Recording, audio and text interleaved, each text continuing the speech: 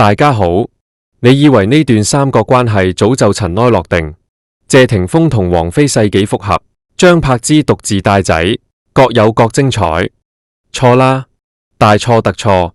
最近娛樂圈嘅大姐大劉嘉玲喺一個唔覺意之間，隨口爆咗一句說話，竟然將謝家隱藏咗14年嘅婆媳機密徹底捅穿咗。張柏芝發夢都估唔到，同謝霆鋒離婚足足14年之後，幫佢洗甩當年黑面儀式冤屈，甚至令佢重新坐穩謝家唯一認證新抱寶座嘅人，竟然係劉嘉玲。而更加令人跌眼鏡嘅係，呢位劉嘉玲嘅一句無心之言，唔單止捧起咗張柏芝，仲無意中狠狠咁踩咗王菲一腳，令大家發現原來王菲同謝霆鋒復合咗差唔多10年，竟然仲係行唔入謝家嘅大門。事情係咁嘅，早排劉嘉玲主持咗一檔聚焦明星私交嘅訪談節目，大家都知啦，嘉玲姐係圈中嘅交際花，同邊個都熟，講嘢又大膽。就喺佢同嘉賓傾緊單親媽媽帶娃有幾辛苦呢個話題嗰陣，佢突然間真係毫無鋪墊咁提起咗謝霆鋒嘅阿媽拉姑。劉嘉玲話：哎呀，我有次同拉姑飲茶，佢成日都喺度念叨，話柏芝真係太能幹啦，一個人帶住3個仔，大嘅要返學，細嘅要輔導功課，佢竟然從來冇缺席過，真係好多完整家庭嘅家長都做唔到咁好。各位聽清楚未？劉嘉玲當時語氣好輕鬆，好似講緊隔離師奶嘅八卦咁，但係這幾句說話喺我哋呢啲資深娛樂記者耳邊聽落，簡直就係平地一聲雷。點解咁講？大家回想下，當年張柏芝同謝霆鋒離婚嗰陣，滿城風雨，傳媒寫到拉姑同張柏芝嘅關係差到貼地，話婆媳不和，話拉姑嫌棄張柏芝亂使錢，脾氣臭，甚至喺艷照門爆發之後，外界一直覺得謝家係因為面子掛唔住先逼走張柏芝。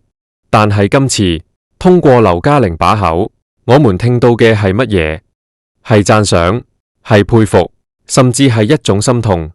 拉姑私底下同老友飲茶，居然係總念叨張柏芝嘅好，這證明乜嘢？證明喺拉姑心目中，張柏芝唔單止冇因為離婚而變成外人，反而因為呢10幾年嚟獨力照顧2個孫仔 Lucas 同 Quintus， 贏得咗前奶奶無比嘅尊重。大家試諗下，拉姑係邊個？狄波拉喎，香港娛樂圈出名嘅挑剔和講究，能入得佢法眼，仲要令佢喺背後不停讚嘅人，絕對唔簡單。劉嘉玲呢次無心插柳，直接幫張柏芝做咗一次最強力嘅公關，證明謝家對張柏芝嘅認可，唔係做 show，係發自內心嘅。這就同王菲形成咗一個極度鮮明，甚至有啲殘酷嘅對比。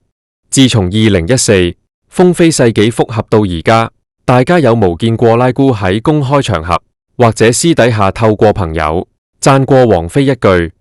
冇，真係一句都冇。每次傳媒喺活動現場圍住拉姑，問佢點睇阿仔同王菲復合啊？幾時結婚啊？王菲有冇同你飲茶啊？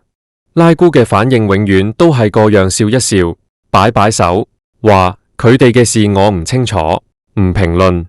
又或者係只要個仔開心就得，這種說話聽落係開明，其實係客氣同疏離。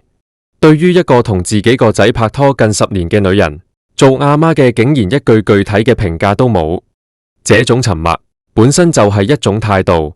加上從來無影過一張風飛同謝家長輩嘅家庭聚會合照，難怪網友都話王菲雖然贏咗謝霆鋒嘅人，但始終贏唔到謝家嘅心。而張柏芝雖然輸咗婚姻，但佢用2個孫仔同10幾年嘅付出，穩穩陣陣守住咗謝家儀式呢個頭銜。講完拉姑，我們再來講下謝家嘅話事人4哥謝賢。如果話拉姑嘅態度仲有啲含蓄，咁4哥對張柏芝嘅偏愛，簡直就係畫公仔畫出腸，完全唔遮掩。4哥呢個人一向風流倜儻，看人亦都好準。喺謝霆鋒離婚之後，4哥喺無數個公開場合被問到前儀式，佢嘅答案永遠只有一個：柏芝係個好女仔，係我哋謝家嘅好新抱。記得前2年四哥身體唔係幾好，膝頭哥痛，行路都要揸杖。傳媒影到張柏芝特登煲咗靚湯，親自送到四哥屋企，仲千叮萬囑老人家要按時食藥，要保重身體。嗰陣時，張柏芝其實已經同謝家無法律上嘅關係啦，佢大可以將啲仔交俾司機送過去就算，但係佢冇，佢依然當四哥係自己老豆咁孝順。有一次記者好大膽，直接問四哥，如果有日霆鋒再婚，你接唔接受？四哥笑住話佢開心就好，但當記者問到咁柏芝呢，四哥即刻收起笑容，好感觸咁講，我哋一直當佢係一家人，永遠都係。這句永遠都係一家人分量有幾重？這代表住無論謝霆鋒身邊嘅女伴換成邊個，喺謝賢心目中，只有幫謝家生咗兩個金婆羅，又肯低聲下氣照顧老人家嘅張柏芝，先配得上謝太呢個稱呼。反觀王菲，大家有冇聽過四哥提過王菲？極少，甚至有傳聞話四哥曾經私底下講過，覺得王菲性格太清高，唔適合過日子。當然呢啲係小道消息，但無風不起浪。謝家係一個好傳統嘅家庭，講究熱鬧，講究聚會，講究長幼有序。王菲係天后，係傳奇，佢嘅性格係仙氣飄飄，不食人間煙火。要佢好似張柏芝咁，洗手作羹湯，定期帶住細路去同長輩請安，甚至陪拉姑行街買衫，基本上係無可能嘅事。這也就注定咗王菲可以係謝霆鋒嘅靈魂伴侶，但好難成為謝賢同拉姑心目中那個知冷知熱嘅好新抱。講到呢度，可能有人會話，哎呀，張柏芝做呢啲嘢，會唔會係做戲俾人睇啊？好，我們就來講下張柏芝嘅底色。好多人淨係記得佢係大明星，記得當年嘅艷照門，但忘記咗佢其實係一個點樣長大嘅人。張柏芝曾經喺一個親子綜藝節目入面，好罕有咁講起自己嘅童年。佢話佢細個嗰陣，爸爸媽媽忙住做生意，根本冇時間理佢。佢係跟住鄰居聾啞爺爺奶奶長大嘅。大家想象下，一個幾歲大嘅細路女，對住兩個聽唔到、講唔出嘅老人家，佢好細個就學識咗手語，買豉油又好，心入面有委屈想講又好，全部都係靠手指指畫畫。佢話有時爺爺奶奶想買新衫，我會提前記好佢哋嘅尺寸，去街市隔籬啲服裝店，用手語同老闆溝通，好驚買錯咗令佢哋失望。這段經歷造就咗張柏芝性格入面最深層嘅一種特質，照顧者人格。佢習慣咗去照顧身邊弱小嘅人，習慣咗將家人嘅需求放喺第一位。這種顧家唔係演出來嘅，係刻喺骨子裏面嘅。離婚之後，佢一個女人仔帶住3個仔，鏡頭後面嘅生活絕對唔係大家想象中咁風光。狗仔隊經常影到佢朝早6點幾就起身，素顏朝天，頭髮亂糟糟咁喺廚房整三文治，準備便當。送完仔返學，佢就去超市掃貨，買廁紙，買洗衣液，全部親力親為。夜晚黑，佢要陪細仔做數學功課，遇到唔識嘅題目，佢會帶住老花鏡，同個仔一齊查資料。大仔 Lucas 中意打籃球，佢就坐喺球場邊嘅石階上面，手入面揸住支礦泉水等佢。贏咗波，佢笑到見牙唔見眼；輸咗波，佢就第一時間衝上去遞紙巾安慰。這些畫面，無閃光燈，無名牌衫，只有一個普通母親嘅瑣碎同溫柔。當年導演王晶曾經爆料，話張柏芝脾氣好臭，喺片場會當眾同謝霆鋒嘈交，情緒失控。當時大家都信以為真，覺得係張柏芝逼走咗謝霆鋒。但而家結合謝家上下對佢嘅態度，我們係咪應該重新審視當年嘅傳聞？如果張柏芝真係一個無理取鬧嘅癲婆，拉姑會誇佢，謝賢會當佢係女。好明顯，當年嘅爭執可能只係兩公婆之間嘅磨合問題，或者係張柏芝因為太着緊家庭，愛得太用力，令到性格內斂嘅謝霆鋒感到壓力。正如網友所講，原來這麼多年，我們都誤會咗張柏芝，佢可能唔係一個完美嘅老婆，但絕對係一個100分嘅媽媽，甚至係一個被艷照門標籤耽誤咗嘅好女人。鏡頭轉一轉，我們來講下謝霆鋒同王菲這對世紀戀人。自從2014年復合以嚟，一直都係神龍見首不見尾。但係最近發生嘅一件事，令到外界對佢哋嘅感情狀況產生咗大大嘅問號。今年年初，有香港媒體喺某個商場嘅地下停車場，影到咗極其罕見嘅一幕。當時謝霆鋒同王菲企喺架黑色轎車隔籬，謝霆鋒手上揸住部手機，眉頭深鎖，表情嚴肅到好似要殺人咁，手指不停喺屏幕上面滑動，好似揾緊啲證據。而王菲呢，就側身企喺度，雙手抱喺胸前，這是一個典型嘅防禦性姿勢。佢雖然戴住口罩，但睇得出眼神好冷淡，偶爾抬手比劃兩下，似乎喺度辯解，又或者係質問緊謝霆鋒。現場知情人士透露，當時隱約聽到佢哋嘈交嘅內容，竟然係關於謝霆鋒手機入面嘅相。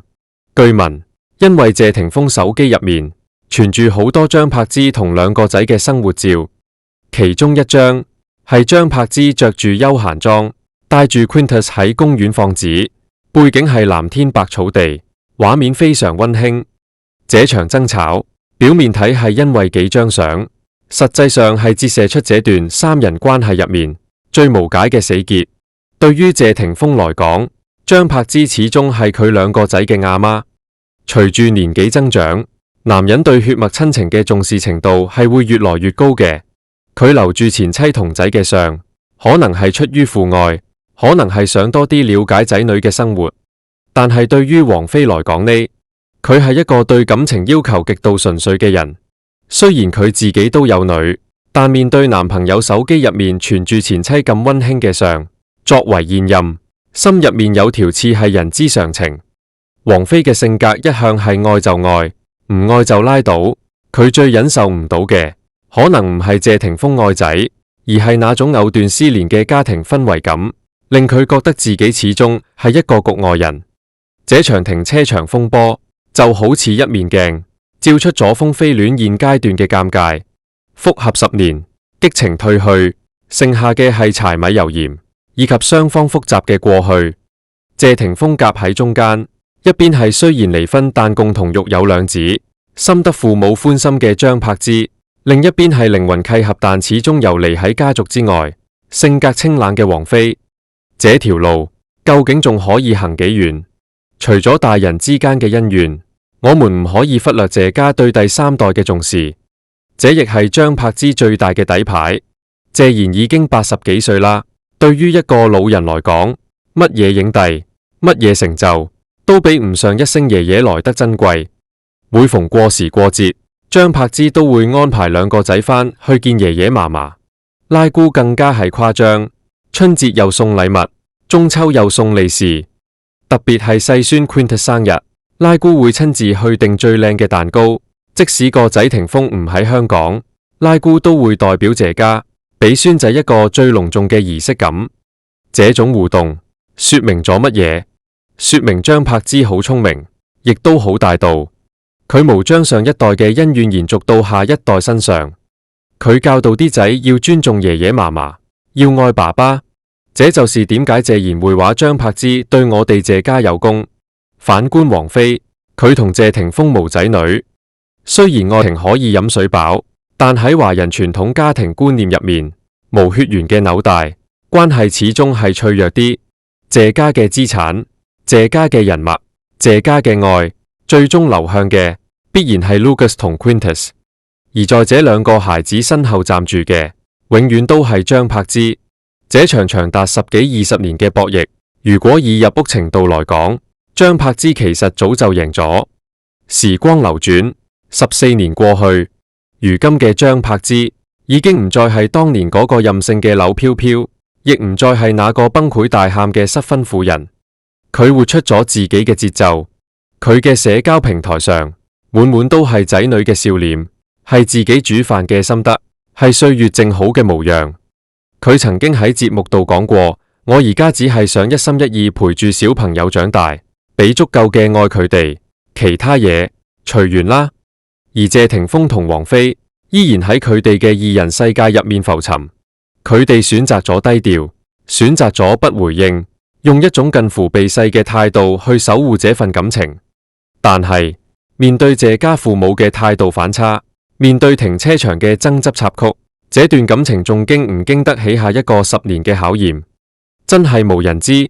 劉嘉玲嘅一句話，只係揭開咗冰山一角，故事嘅結局可能早就寫喺咗每個人嘅性格同選擇入面。對於張柏芝來講，佢雖然失去咗一個老公，但佢贏得咗一個家，贏得咗全世界母親嘅共鳴。對於王菲來講，佢擁有咗愛情，但可能注定要面對孤獨嘅背影。好啦，今日嘅節目就講到呢度，大家對於這段糾纏不清嘅三角關係又有乜嘢睇法呢？你覺得謝家對張柏芝嘅偏愛公唔公平？你又睇唔睇好風飛戀可以修成正果？如果你鍾意我哋嘅影片，記住點讚、訂閱，你嘅支持係我們繼續爆料嘅最大動力。